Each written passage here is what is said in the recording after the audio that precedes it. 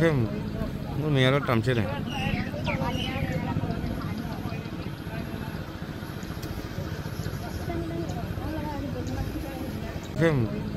মেয়ৰৰ টামছিলে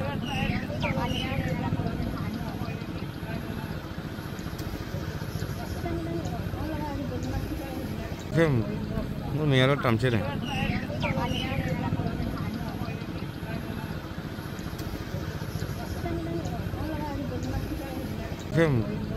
মেয়ৰৰ টামছিলে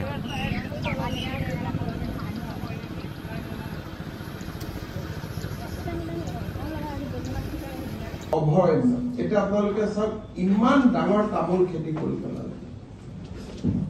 অসমত কতো ইমান ডাঙৰ তামোল খেতি নাই গছ গছনি শাল চেগুন অৰণ্য আছিলে অৰণ্যখন কাটি তাত মানুহ আছে মাত্ৰ 500 ঘৰ মানুহ বহুত নাই কিন্তু মাটি পুৰা ফৰেষ্টখন তেওঁলোকে লৈ লৈছে আপোনালোকে চাওক যে তাতে কোনো দুখীয়াৰ কোনো চিনে নাই যে মানুহক লেণ্ডলেছ মানুহ তেওঁলোকে কয় গৰা খহনীয়াৰ কাৰণে গৈছো ইয়াত কোনো গৰা খহনীয়াৰ সম্পৰ্ক নাই আপোনালোকে চাওক কি ধৰণে আমাৰ অসমীয়া মানুহ আজি কাৰো হাতত ইমান মাটি নাই উৰিয়াম ঘাট লাহৰী ঘাট আৰু ঢিঙৰ আপোনালোকে চাওক এনেকুৱা তামোলৰ বাৰী কমাত দেখিছে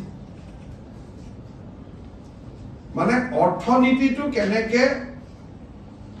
দখল কৰি লৈছে আপোনালোকে নিজে চাওক